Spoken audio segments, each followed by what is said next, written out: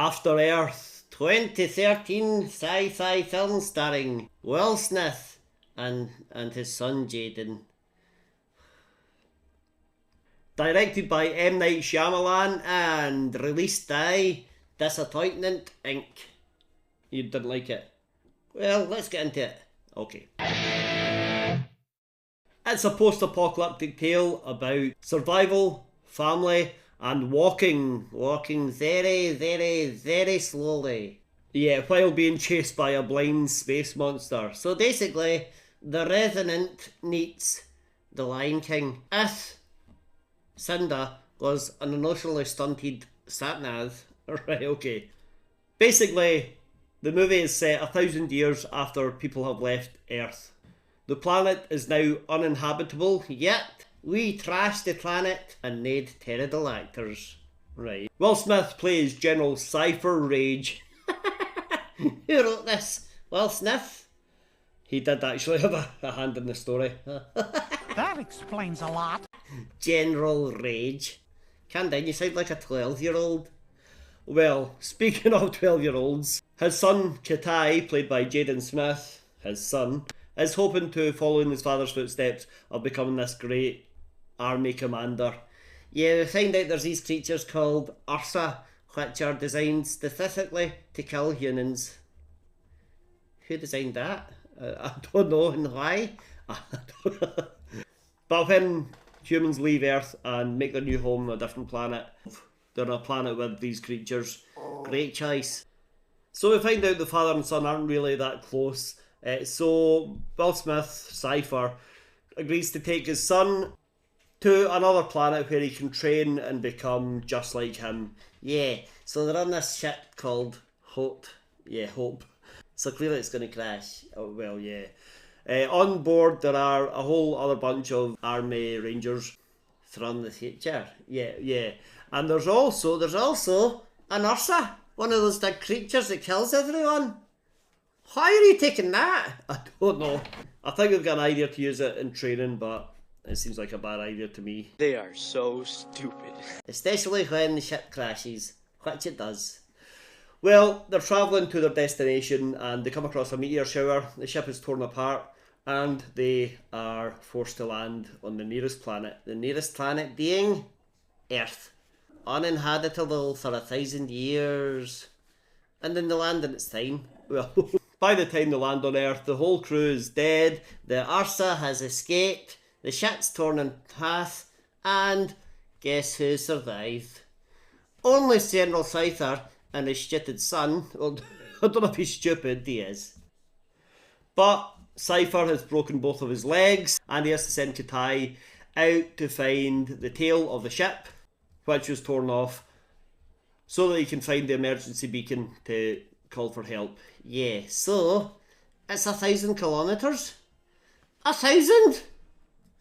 And they find out the atmosphere is different. The atmosphere is different. So Kitai has to take these little inhalers. He's got 6 of them. He needs to take one every 24 hours or something. Sure. But it's just like a video game, because Kitai is given a weapon, a cutlass, by his father. That's right. He's given these 6 vials of, like, these inhalers. Yep. And his father can see what he sees, so he can guide him. It's like a cheap video game, kind of. But with all the walking, it reminded me of The Hobbit. Frodo is micromanaged by his dad over Bluetooth. Yeah.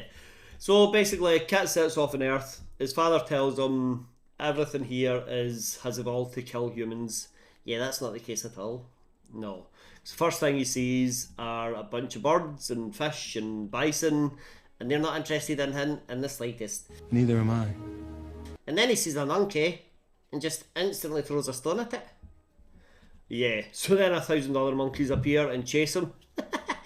Good, they should kill him. Well, there's no need to throw a stone at its face. Yeah, there was no need for that at all. Also, why are they saying every animal on Earth has evolved to kill humans, when humans haven't been on Earth for 1,000 years? That's like us evolving to kill unicorns. That is a really good point. But there are giant eagles and baboons and CGI all over the place. Some that looks better than others. I'll agree with that. Basically, it's like a David Attenborough special. If he's really angry and on acid. Well, calm down. Well, what do you think of the acting in this movie? Let's talk about Will Smith. He's supposed to be like stoic, that he's not like sedated. I've seen the emotion from a Runda stuck under a couch. I mean, Jaden is trying his best to carry this film. He's doing all the action, he's doing all the physical stuff. He has two steeds. One is screaming like he stepped on Lego, and the other is crying because he lost an inhaler. Well, do you know what? This father-son stuff should be the heart of the film, but there is just a lot of cold stares and passive-aggressive GTS announcements. Anyway, back to the story. Kitai is taught by his father about ghosting. Yeah, it basically means like you're fearless. You choose not to have any fear. These Ursa, these creatures, track people through their fear. They can't see, they're blind. They only track you through pheromones created by fear. It's treated like a Jedi level skill, but the way it's presented, it's not like a podcast about mindfulness. Fear is not real unless you're having to watch this movie. And of course it all builds up to a moment where Kit has to overcome fear and control fear in order to take down this Ursa, which is roaming the land looking for him. Yeah, it's like an emotional breakthrough, except instead of crying, he stabs a blind alien in the face. Yeah, yes he does. Anyway, that's the end of the film, we'll get there. Well, we don't have to get there. Well, I suppose. Kitai makes it through this treacherous world, which is not treacherous at all. There's like a vulture or something that tries to attack him. He ends up in its nest with its babies, and then a bunch of mountain lions appear, so he defends the babies, and then they all die anyway, and you see all these dead birds. It's horrific. Yeah, it's not nice.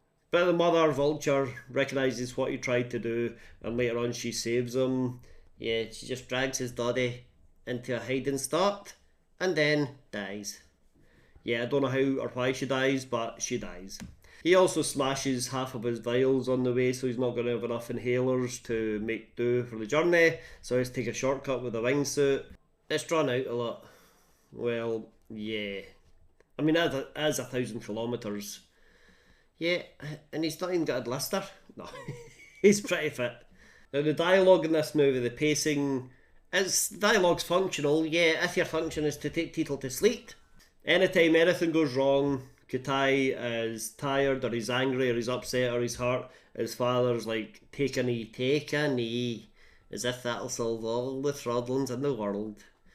And he keeps doing it with zero emotion or empathy. I know he's like fearless, but it doesn't mean he's emotionless. I mean, the movie kind of feels like it's happening in real time. Yeah, I aged during this movie. I came out the end of it with attention, right? Plot holes? Yeah, there are plot holes. Such as?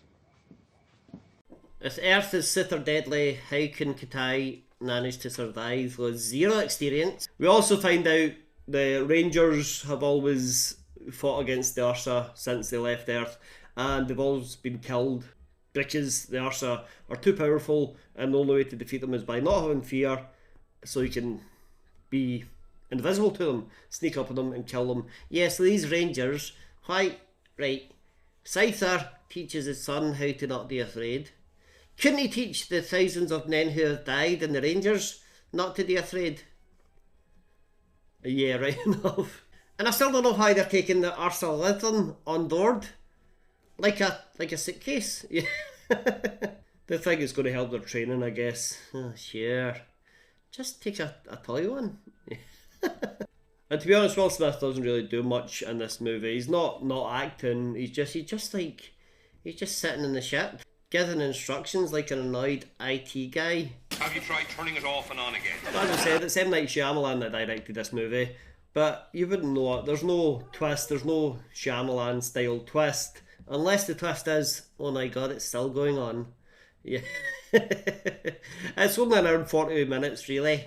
It feels like about 9 hours. It's not that bad, but it does drag a little bit. Well, quite a big bit. It's like a screensaver with daddy issues. It's not that slow. Let's get to our final thoughts. Final thoughts. After Earth had big stars, a big budget, big director, good potential, but it didn't really land for me. I see what you did there. It's like someone took an inspirational toaster, put it through a sci-fi blender, and then served up the nest that is left. I mean, it's a bit of a survival story with no suspense. The most exciting thing is a giant bird that dies. I mean, I don't know if we should score it.